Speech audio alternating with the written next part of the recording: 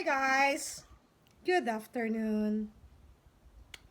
Guys, may binili ako sa TikTok. And it's my first time to try. Ohio TYOX. Alam mo ba, first time ko lang siya itatry ngayon. So, bumili ako ng 3 para sa akin, kay Iman, at kay Carmen, sa aking mga anak. So, ngayon, ang ginawa ko kasi is nag-check ako ng authenticity niya.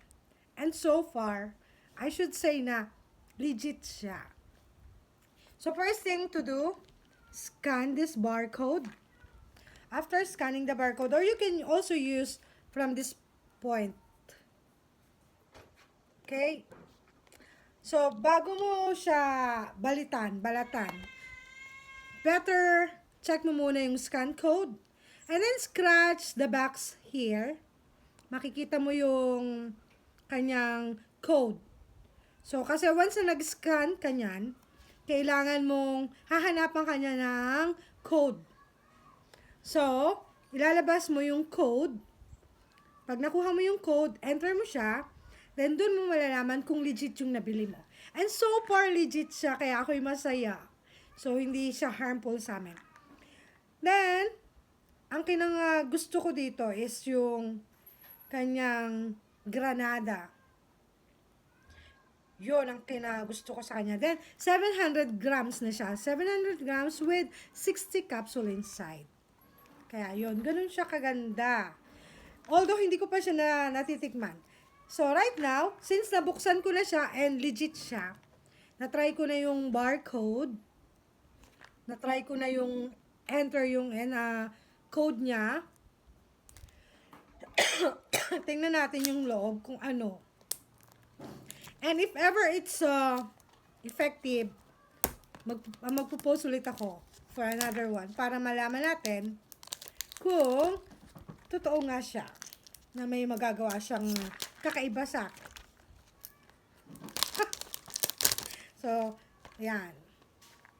So, sa seller nito, na binilhan ko, thank you so much.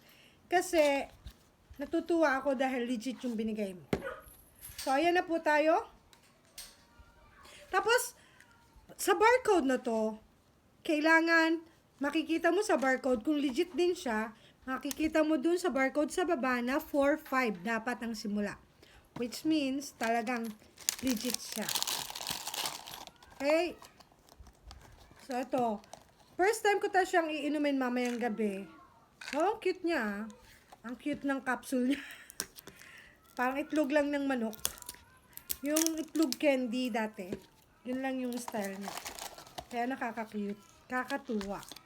So, ayan. Ang dami-dami ko nang na-try na mga ganito. Glutathione, etc. Ang dami-dami na. So, sabi ko, hindi naman ako nababago. Walang nababago. Parang hindi ako namuti. So, try natin ang kakaiba. O, ayan. Guys, ang cute niya, oh. Ganito lang siyang kalinggot.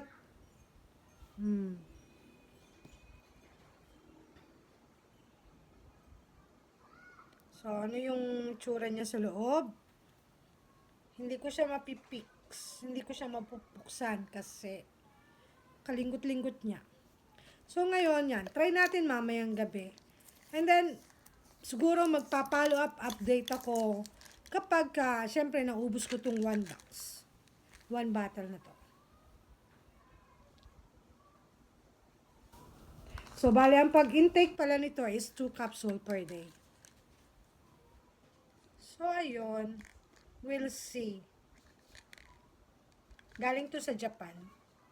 So, guys, check out nyo na. Makikita nyo siya sa TikTok. Hindi ako, first time kong gagamit nito, kaya hindi ko naman siya inaano. Kaya lang natuwa ako kasi legit. So, guys, punta ka na sa TikTok. Bye!